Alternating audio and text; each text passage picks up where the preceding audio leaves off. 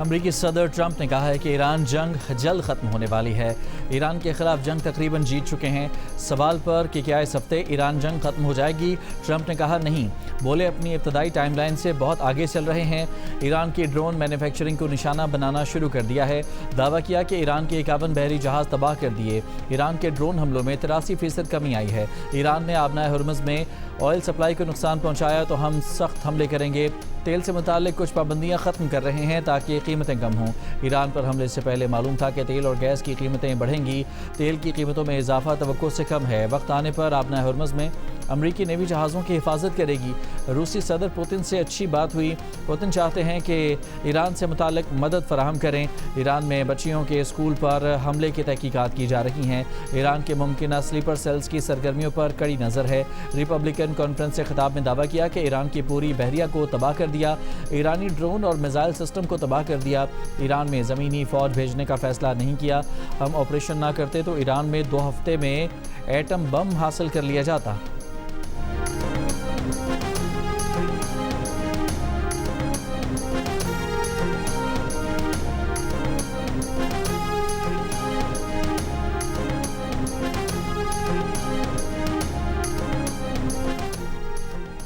ایرانی پاسداران انقلاب نے کہا ہے کہ جنگ کے خاتمے کا تعین ہم کریں گے۔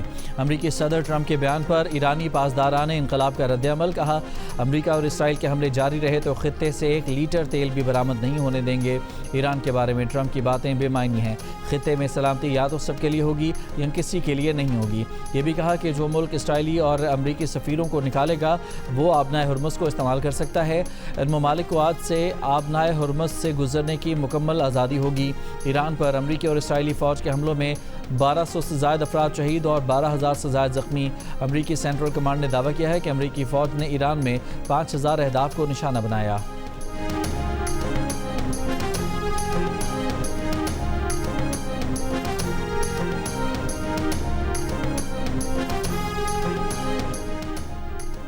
توانائی بحران سے نمٹنے کے لیے حکومت کے اہم فیصلے، دفاتر میں ہفتے میں 4 دن کام ہوگا، بینکنگ سیکٹر اور ضروری خدمات پر اطلاق نہیں ہوگا، بیشتر سرکاری اور نجی اداروں کا 50% عملہ گھر سے کام کرے گا۔ وزیر اعظم کی جانب سے کفایت شعاری اور تیل کی بچت کے اقدامات کا نوٹیفیکیشن جاری۔ 60% سرکاری گاڑیوں کے استعمال پر پابندی، سرکاری گاڑیوں کے ایندھن میں 2 ماہ کے لیے 50% کٹوتی کا بھی اعلان، سرکاری اخراجات میں 20% کمی اور غیر ضروری خریداری پر 2 ماہ پابندی عائد۔ وزرائے مملکت، مشیران، خصوصی معاونین 2 ماہ تک تنخواہیں نہیں لیں گے۔ وفاقی اور صوبائی ارکان اسمبلی کی تنخواہ میں سے 2 ماہ تک 25% کٹوتی ہوگی۔ 3 لاکھ سے زیادہ تنخواہ پانے والے گریڈ 20 اور اوپر کے وفاقی اور صوبائی افسران کی 2 دن کی تنخواہ کٹے گی۔ تمام اسکول میں موسم بہار کی چھٹیاں 16 مارچ سے 31 مارچ تک ہوں گی۔ اسکولوں میں امتحانات شیڈول کے مطابق جاری رہیں گے۔ کالجز اور یونیورسٹیوں میں آن لائن کلاسز ہوں گی۔ سڑکوں پر حد رفتار کم کر دی گئی، موٹر وے پر 90 سے 100 کلومیٹر فی گھنٹہ ہوگی۔ ہائی ویز پر حد رفتار کم کر کے 65 سے 80 کلومیٹر فی گھنٹہ کر دی گئی۔ شادی کی تقریبات اور پارٹیوں میں مہمانوں کی تعداد 200 تک محدود ہوگی۔ شادی کی تقریبات اور پارٹیوں میں صرف سنگل ڈش دی جائے گی۔ کفایت شعاری اور تیل کی بچت کے اقدامات پر عمل درآمد فوری ہوگا۔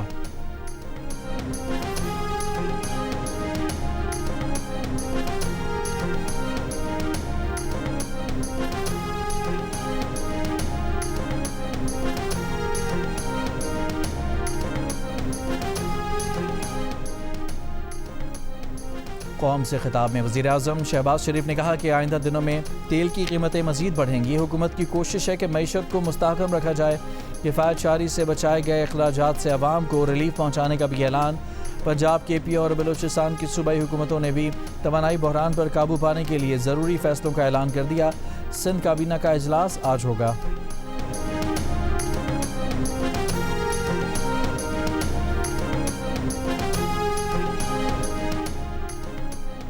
امریکہ نے افغانستان کو ناجائز حراست میں رکھنے والی ریاست قرار دے دیا۔ امریکی وزیر خارجہ مارکو روبیو کا اعلان، کہا افغانستان کو ناجائز حراست کی ریاستی سرپرستی کی فہرست میں رکھا گیا ہے۔ طالبان پالیسی میں رعایت کے لیے دہشت گردانہ حربے جاری رکھے ہوئے ہیں۔ موجودہ امریکی انتظامیہ کے دور میں یہ طریقہ کارآمد نہیں ہوگا۔ طالبان افغانستان میں قید ڈینس کوئل اور محمود حبیبی اور دیگر امریکیوں کو رہا کریں۔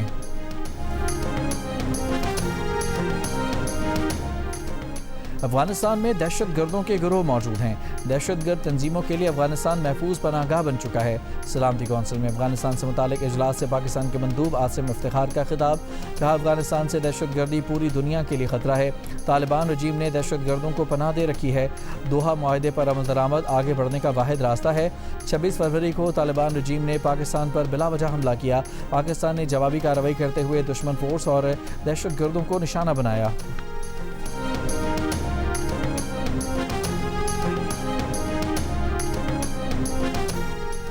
آبنائے ہرمز کی بندش اور تیل تنصیبات پر حملوں کے اثرات عالمی تیل منڈی میں شدید بحران کی وجہ بنے۔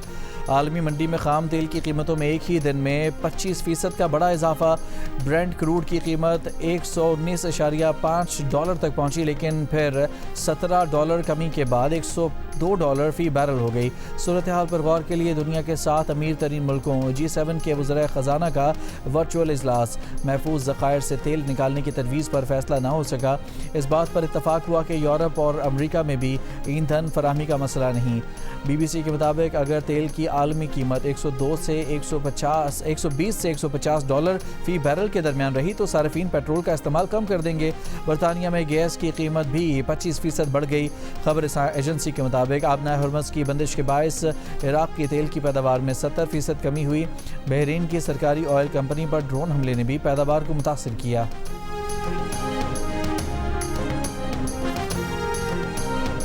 ایران میں ہونے والے اسرائیلی بہیمانہ حملوں کے نتیجے میں آیت اللہ سید علی خامنائی، ان کے اہل خانہ اور معصوم ایرانی بھائیوں اور بہنوں کی شہادت پر حکومت پاکستان اور عوام نے گہرے دکھ کا اظہار کیا ہے۔ ہم ان حملوں کی دو ٹوک الفاظ میں بھرپور مذمت کرتے ہیں۔ پاکستان اپنے برادر مسلم ممالک سعودی عرب، متحدہ عرب امارات، قطر، کویت، بحرین، اردن، لبنان، عمان، ترکیہ اور آذربائیجان پر ہونے والے حملوں کی بھی شدید الفاظ میں مذمت کرتا ہے اور جانی نقصان پر اظہار افسوس کرتا ہے۔ پاکستان اس آزمائش کی گھڑی میں ان ممالک کے ساتھ شانہ بشانہ کھڑا ہے۔ ایران میں آیت اللہ خامنائی اور ان کے اہل خانہ کی شہادت پر پاکستان کا گہرے دکھ کا اظہار، سعودی عرب، کویت، قطر، بحرین اور دیگر خلیجی ملکوں پر حملوں کی مذمت۔ وزیر اعظم نے کہا کہ خلیجی ملکوں پر حملوں سے خطے کے امن کو شدید خطرات لاحق ہیں۔ پاکستان ان ملکوں کی سلامتی کو اپنی سلامتی کا حصہ سمجھتا ہے۔ برادر ممالک کے قائدین سے تفصیلی گفتگو کر کے پیغام دیا کہ پاکستان آزمائش کی گھڑی میں ان ملکوں کے ساتھ شانہ بشانہ کھڑا ہے۔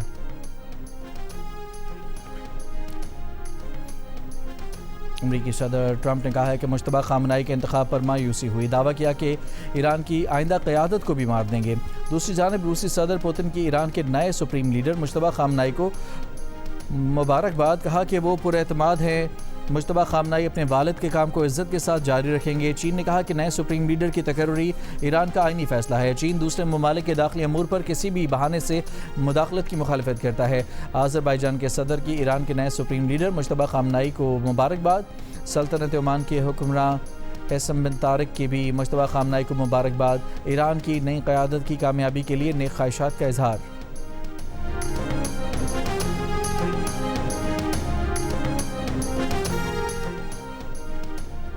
امریکی وزیر خارجہ مارکو روبیو نے کہا ہے کہ ایران کا موجودہ مذہبی حکومتی نظام خطے اور دنیا کے لیے بڑا خطرہ ہے۔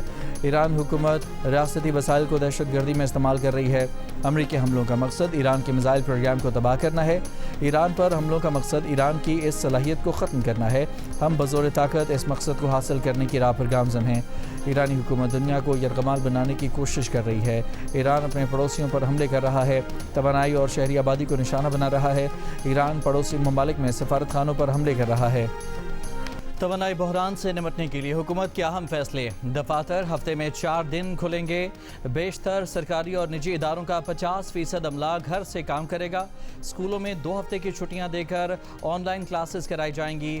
قوم سے خطاب میں وزیراعظم شہباز شریف کا سرکاری گاڑیوں کے ایندھن میں 2 ماہ کے لیے 50% کٹوتی کا بھی اعلان، سرکاری اخراجات میں 20% کمی اور غیر ضروری خریداری پر 2 ماہ پابندی عائد۔ اس کے علاوہ کابینہ ارکان 2 ماہ کی تنخواہ نہیں لیں گے۔ ارکان پارلیمنٹ اور اعلیٰ افسران کی تنخواہوں میں کٹوتی کی جائے گی اور کہا کہ آئندہ دنوں میں تیل کی قیمتیں مزید بڑھیں گی۔ حکومت کی کوشش ہے کہ معیشت کو مستحکم رکھا جائے۔ کفایت چاری سے بچائے گئے اخراجات سے عوام کو ریلیف پہنچانے کا بھی اعلان۔ پنجاب، کے پی اور بلوچستان کی صوبائی حکومتوں نے بھی توانائی بحران پر قابو پانے کے لیے ضروری فیصلوں کا اعلان کر دیا۔ سندھ کابینہ کا اجلاس آج ہوگا۔ جیو کی ایک اور دلکش پیشکش، نئی ڈرامہ سیریل خوش نصیبی کا ایک اور پیار بھرا ٹیزر منظر عام پر آ گیا۔